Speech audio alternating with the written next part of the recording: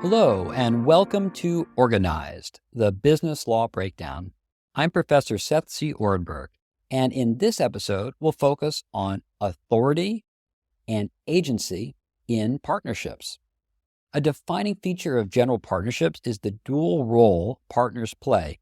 They're both owners and agents of the partnership, and that's different from corporations, where you have a separation of ownership and control. The unique structure of partnerships creates flexibility and encourages trust. In fact, it requires it, but it does introduce some complexity and some risk. So in this lecture, we'll explore how authority operates within partnerships. We'll see how partners can bind the partnership through their actions. And we'll see what safeguards are built into the default law known as the Revised Uniform Partnership Act to address potential conflicts or abuses. Let's talk about the partner as an agent. And if you haven't listened to the season on agency or the season on economic analysis of agency law, you might want to pause here and go back to those lectures, because what I'm going to talk about next is based on you having a basic understanding of agency law that we covered in previous seasons. Anyway, under Revised Uniform Partnership Act Section 301, each partner is an agent of the partnership for the purposes of the business, or we might say within the scope of the business. And that means that when a partner acts within their scope of authority, their actions bind the partnership. This authority is divided into two main types, just like all agency is. Actual authority and apparent authority are the two main sources of authority for agency.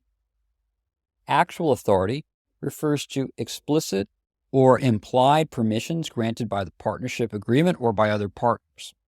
And it has to do with the discussions and relationships and actions partners have with each other or with the partnership, as opposed to with third parties. So we refer to actual authority when we're talking about what the partnership agreement says and what the partners have said to each other. Because if a partnership agreement specifies that one partner is responsible for purchasing supplies, that partner clearly has actual authority to make those purchases on behalf of the partnership. Apparent authority, on the other hand, refers to how things appear to third parties, people outside the partnership, who weren't involved in that particular deal, but who perceive how the partnership is going on its business. And so what we ask in whether or not there's apparent authority is, what is the reasonable perception of a third party? If a partner's actions reasonably appear to be within the ordinary course of the partnership's business, third parties can rely on those actions. And that's true even if the partner lacked actual authority. In other words, even if the partnership agreement doesn't give a partner responsibility for purchasing supplies, if a third-party seller of copy paper has been dealing with a partner for years, that third party is probably acting reasonably in believing that there is apparent authority for those purchases. The scope of a partner's authority is critical to understanding whether or not there's authority to bind the partnership. Actions taken by a partner in the ordinary course of a partnership's business are presumed to be authorized. And that's true unless the third party knows the partner lacks authority, because the default rule is that partners are agents who can bind the partnership in ordinary course. So things like buying copy paper is a pretty ordinary course action. And if a partner in a landscaping partnership enters into a contract to purchase a lawnmower, the partnership is going to be bound by that contract, because such a purchase of ordinary lawnmower equipment falls within the ordinary course and scope of a partnership business. This means we have to do a little analysis whether or not an action is within an ordinary course. So it may not be within the ordinary course of a landscaping business to purchase an expensive truck like a Ford F-350. If it's a small landscaping business, that may seem like an extraordinary action. And depending on the circumstances, a partner is not authorized to take extraordinary actions without unanimous consent. And so a third party would not be reasonable in believing the partnership had that authority if it goes without the scope. Now, this is a factual question because the difference between lawnmowers and F-350s is a matter of degree, not a matter of kind. But a more clear example might be if the landscaping business decides that it wants to invest in the stock market, which might not be a typical action for a landscaping business at all. That's even less likely to fall within the scope of authority. But again, it's a factual matter to determine what is within the partnership's business and what is without it. Without the consent of the partners, a partnership is not liable unless it has explicitly authorized an extraordinary transaction. So parties who are dealing with partnerships should be careful to ask themselves, does this seem ordinary or extraordinary? And if extraordinary, can I get some proof that this particular transaction is authorized? The Revised Uniform Partnership Act also provides some mechanisms to clarify or limit a partner's authority. A partnership can file what's called a statement of partnership authority, and they do that with the state. And if you file a statement of partnership authority with the state, you actually declare the specific powers of the partners.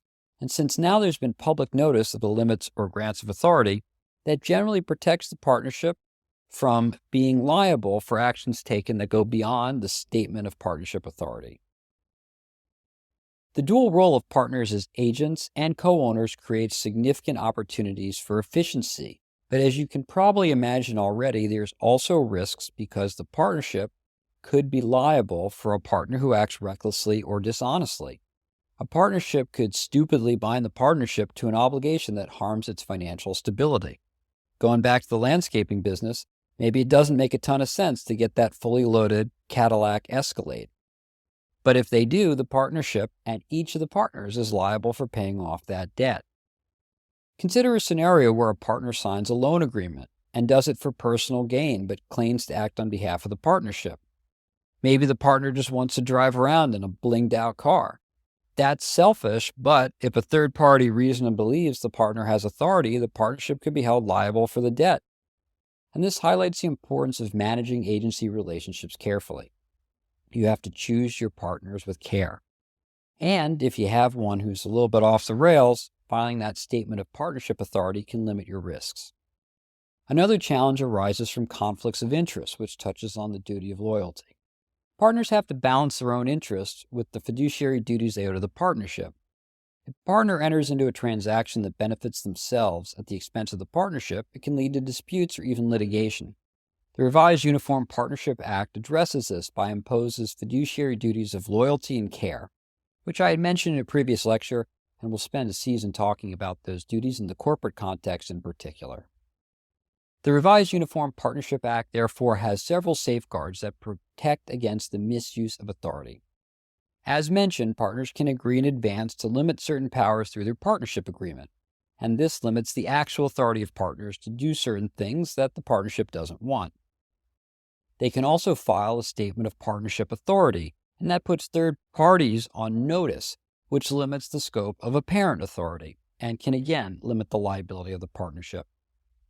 And partners who act outside their authority can be personally liable to the partnership through fiduciary duties, although that requires a separate litigation to sue that partner to pay for any of those kind of harms caused by reckless or self-serving behavior. So courts play a role in addressing disputes over authority. And they play a role in partnership conduct because as a backstop to all this agreement, we might have litigation.